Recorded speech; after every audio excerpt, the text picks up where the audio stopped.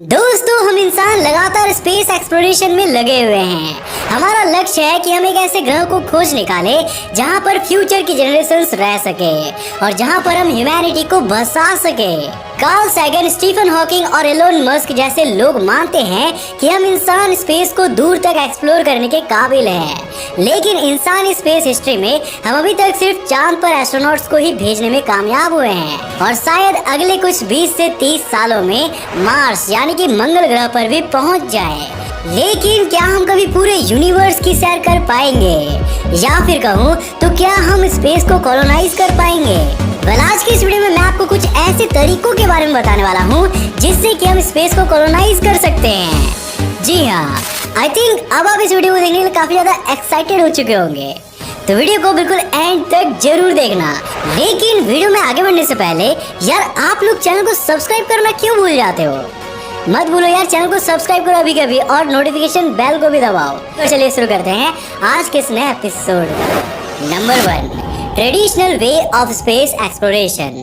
दोस्तों, स्पेस को कॉलोनाइज करने का पहला और फिलहाल तक पॉसिबल तरीका तो वही है जो आज तक हम इंसान इस्तेमाल करते हैं। मतलब हम स्पेस क्राफ्ट के थ्रू एक जगह से दूसरी जगह जाएंगे। अभी कुछ सालों में मार्स पर और उसके बाद किसी दूसरे हैबिटेबल प्लैनेट की ओर, और एक दिन जब हम वहां पर पहुंचेंगे उसके बाद हम किसी दूसरे प्लैनेट की ओर चल देंगे। लेकिन ये तरीका काफी टाइम कंज्यूमिंग है।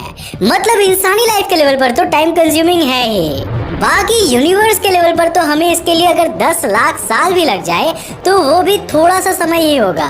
अगर हम धीरे धीरे इंटरस्टेलर ट्रैवल करने की कला में माहिर हो गए तो एक दिन हम स्पेस को कॉलोनाइज कर सकते हैं। वैसे क्या आपने कभी ये सोचा है कि अगर हम किसी दूसरे ग्रह पर कॉलोनीज बसाना चाहे तो वहाँ पर हमें कितने लोग भेजने होंगे? वैज्ञानिकों के अनुसार अगर हम मार्स पर कॉलोनीज बसाना चाहे तो हम 100-200 लोगों को भेजकर भी स्टार्ट कर सकते हैं।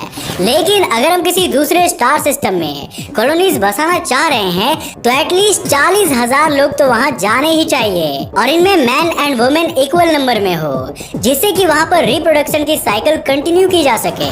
लेकिन यहाँ पर खतरा ये है कि अगर एक छोटी सी भी गलती होती है तो हजारों लोगों की जान और हमारा स्पेस एक्सप्लोरेशन करने का सपना दोनों खतरे में आ जाएंगे। Number 2, the concept of universal conductors. Space colonization का हमारा दूसरा आइडिया छिपा है यूनिवर्सल कंडक्टर्स के कॉन्सेप्ट में। ये कॉन्सेप्ट साल 1940 में हंगरी के एक मैथमेटिशियन जॉन वॉन न्यूमैन ने दिया था। हालांकि ये कॉन्सेप्ट उन्होंने स्पेस एक्सप्लोरेशन के बारे में सोचकर नहीं दिया था, लेकिन हम इसका इस्तेमाल पूरे मिल्की वे और क्या पता शायद पूरे यूनिवर्स को कॉलोनाइज करने के लिए कर सकते हैं। उनका आइडिया था सेल्फ रेप्लिकेटिंग रोबोट प्रोब्स को बनाना। अब ध्यान से सुनिए कि ये पूरा कॉन्सेप्ट क्या है। सबसे पहले हम एक रोबोट प्रोब को डेवलप करेंगे और अपने चांद पर भेजेंगे। वो रोबोट प्रोब वहां पर जाकर आयरन और निकल जैसे सब्सटेंसेस को फाइंड करेगा और एक complete self working factory establish करके एक नया प्रोब बनाएगा। अब वो नया प्रोब किसी और प्लेनेट या फिर मून पर जाएगा और सेम प्रोसेस वहां पर रिपीट करेगा। अब एक प्रोब से बने 2, फिर 2 मिलकर 4 बनाएंगे, 4 से 16 और 16 से 256, और इसी तरह ये फिगर एक्सपोनेंशियली बढ़ता जाएगा। कुछ ही समय में हमारे पास इतने सारे प्रोब्स हो जाएंगे कि हम पूरी मिल्की वे में फैल जाएंगे, और आप इमेजिन भी नहीं कर सकते कि उस टाइम पर हम इन प्रोब से कितनी ज्यादा इंफॉर्मेशन को अचीव कर पाएंगे और स्पेस एक्सप्लोरेशन के फील्ड में कितनी तेजी से आगे बढ़ पाएंगे। Number 4, life hunting cyborg explorers. हमारे अगले कॉन्सेप्ट का नाम है साइबॉर्ग एक्सप्लोरर्स। इसे साल 1960 में नासा के एक वैज्ञानिक मैनफ्रेड क्लाइनेस ने दिया था। साइबॉर्ग एक तरह से एक ह्यूमन रोबोट होगा। मतलब होगा तो वो इंसान ही, लेकिन उसे इस तरह से मॉडिफाई कर दिया जाएगा कि वो एक्स्ट्रा टेरेस्ट्रियल कंडीशंस में भी आसानी से जीवित रह सके। अब इसे ध्यान से समझना। जब हम स्पेस में किसी हैबिटेबल प्लैनेट की खोज करते हैं तो हम सबसे पहले वहाँ पर ऑक्सीजन और पानी की अवेलेबिलिटी को देखते हैं। फिर वहाँ का टेम्परेचर भी सुइटेबल होना चाहिए और एटमॉस्फेरिक कंडीशंस भी। मतलब इसमें बहुत सारी झंझट है यार। तो अगर हम अपने ऑर्गन्स को कुछ इस तरह से रिप्लेस कर दें सकते कि हम इन चीजों के बिना ही या फिर 50-50 वाले कंडीशंस में भी आसानी से रह सके, तो स्पेस एक्सप्लोरेशन हमारे लिए कितना आसान हो जाएगा। केविन वॉर्विक नाम के एक ब्रिटिश इंजीनियर इस कॉन्सेप्ट को एक नए लेवल पर ले जाते हैं। उनका कहना है कि अगर हम असल इंसान के बदले सिर्फ इंसानों के दिमाग को इम्प्लांट करके किसी स्पेस प्रोब या सॉफ्टवेयर डिवाइस में लगा दे, तो हम ह्यूमन इंटेलिजेंस को बरकरार रखते हुए स्पेस को एक्सप्लोर कर सकते हैं और दूसरे ग्रहों को कॉलोनाइज करने के लिए इंफॉर्मेशन कलेक्ट कर सकते हैं। हालांकि एज यू नो कि इंसानी दिमाग को इम्प्लांट करने जैसी चीज हम आज के समय में तो सोच भी नहीं सकते। मतलब फिलहाल तक हमारे पास ऐसी टेक्नोलॉजी नहीं है। Set number 5, artificial intelligence for Interstellar travel. अब अगर हम अपने ह्यूमन ब्रेन को किसी स्पेस प्रोब में इम्प्लांट नहीं कर सकते, तो हमारे पास सबसे बेहतर तरीका है आर्टिफिशियल इंटेलिजेंस को डेवलप करने का। मतलब नॉर्मल नहीं, बल्कि ऐसा आर्टिफिशियल इंटेलिजेंस जो प्रॉब्लम्स को सॉल्व कर सके। हो सकता है कि आर्टिफिशियल इंटेलिजेंस हमसे ज्यादा स्मार्ट निकले और वो उन चीजों के बीच के लिंक को फाइंड कर सके जिन्हें हम एक दूसरे से बिल्कुल अलग समझते हैं। ये हमारे लिए इंटरस्टेलर ट्रैवल्स के सीक्रेट्स को एक्सप्लोर कर सकते हैं और वर्म होल्स को फाइंड कर सकते हैं। लेकिन हाँ, हमें एक बात का ख्याल रखना होगा कि स्पेस एक्सप्लोरेशन के चक्कर में हम आर्टिफिशियल इंटेलिजेंस को इतना ज्यादा डेवलप ना कर बैठे कि एक दिन ये आर्टिफिशियल इंटेलिजेंस हम ही को ले डूबे और हमें ही अपना गुलाम बना ले।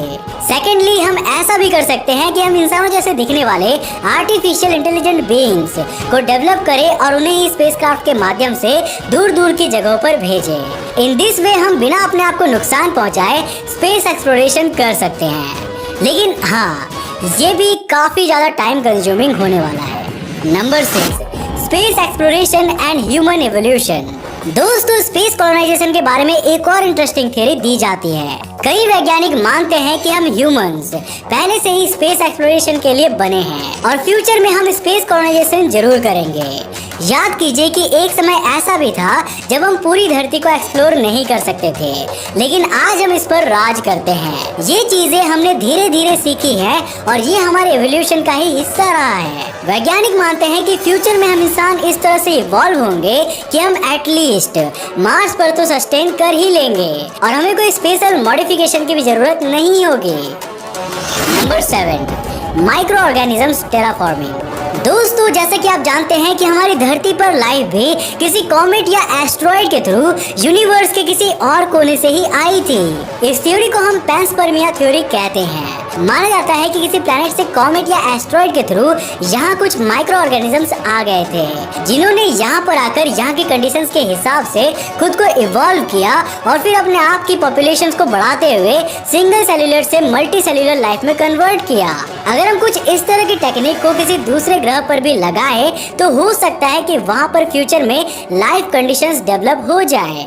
इसे हम माइक्रो ऑर्गेनिजम्स टेराफॉर्मिंग कहते हैं। यहाँ हमें एक बात याद रखना होगा कि हमें हर एक प्लैनेट के हिसाब से उन माइक्रो ऑर्गेनिजम्स को सिलेक्ट करना होगा जो वहाँ के नेचुरल रिसोर्सेज को यूटिलाइज करके जल्दी से जल्दी इवॉल्व कर पाए और वहाँ के एटमॉस्फेयर को हमारे हिसाब से बना पाए। Number 8, genetically engineered embryo. आखिर में मैं आपको जेनेटिकली इंजीनियर्ड एम्ब्रियो की टेक्निक को बताने वाला हूँ।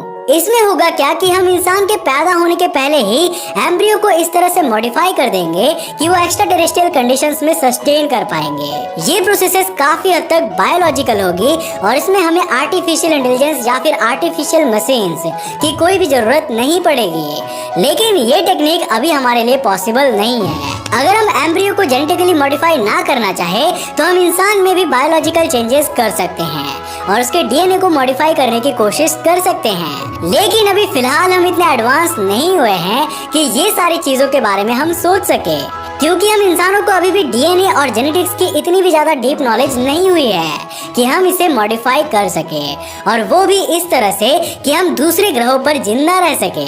लेकिन आई एम श्योर कि हम फ्यूचर में तो इतने काबिल जरूर हो जाएंगे। वैसे आप क्या सोचते हैं इन तरीकों के बारे में? क्या हम इन तरीकों को यूज करके स्पेस को कॉलोनाइज कर सकते हैं? अगर हाँ, तो हमें नीचे कमेंट में जरूर बताना। दोस्तों, अगर आपके दिमाग में भी स्पेस से रिलेटेड कोई टॉपिक्स है जिसे कि आप हमारे वीडियोस में देखना चाहते हो, तो हमें अपने टॉपिक्स को सजेस्ट जरूर करना। कमेंट्स में जाओ और अपने टॉपिक्स लिखो। आई होप कि आज का ये वीडियो आपको काफी ज्यादा पसंद आया होगा और आपको कुछ नया जरूर सीखने को मिला होगा। अगर हाँ तो इस वीडियो को लाइक करके अपने फ्रेंड्स और फैमिली के साथ जरूर शेयर करना। अगर आपने अभी तक हमें इंस्टाग्राम और फेसबुक को फॉलो नहीं किया तो करके रहो यार, जल्दी से जाके हमें इंस्टाग्राम और फेसबुक जाके फॉलो करो। अगर आप नए हो इस चैनल पर तो इंटरेस्टिंग वीडियोस के लिए चैनल को सब्सक्राइब करने के साथ साथ नोटिफिकेशन बेल को बंद कर देना ताकि आप देख सको हमारे वीडियो सबसे पहले। तब तक के लिए बाय।